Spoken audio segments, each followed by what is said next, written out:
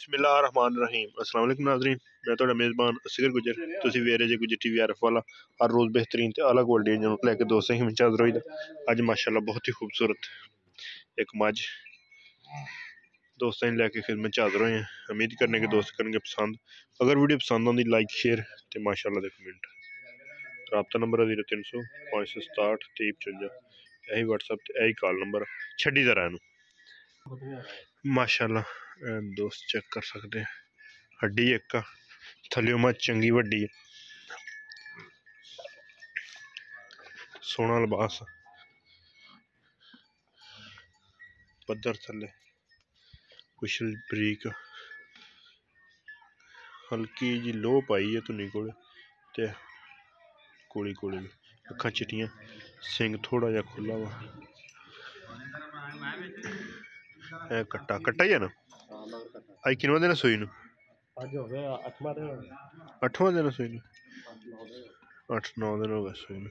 किन्ना सारा दुध कर दी पी? 12 किलो सारा के बच्चे छड़ के? तो टोटल चोलिए किन्ना हो जाता? पिछे मोड़ दो सारा चोलिए तो 14 है।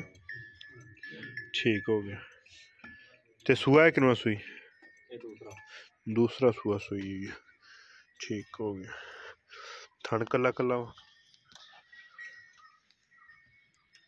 सोहना थन।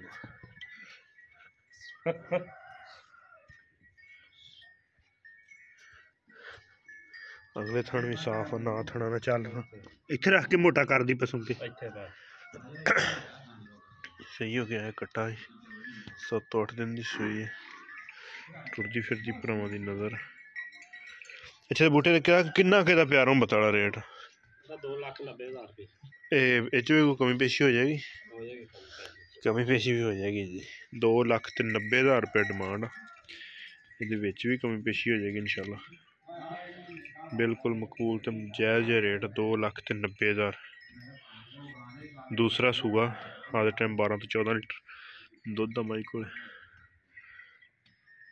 उठा सोहना हड्डी उठी हुई बरीक मज सोहनी चुआस पोला हर तरह की तसली गारंटी करके दोस्तों वीडियो विखा रहे हैं। टुरदी फिरदी भरावां दी नज़र 2,90,000 डिमांड।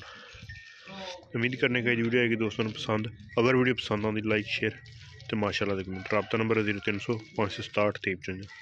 यही व्हाट्सएप यही कॉल नंबर। एक अगली तो नवी बेहतरीन वीडियो ना दोस्तों की फिर हाजिर होवांगे। उस टाइम तक अपनी मेज़बान असगर गुजर इजाज़त। अल्लाह हाफिज़।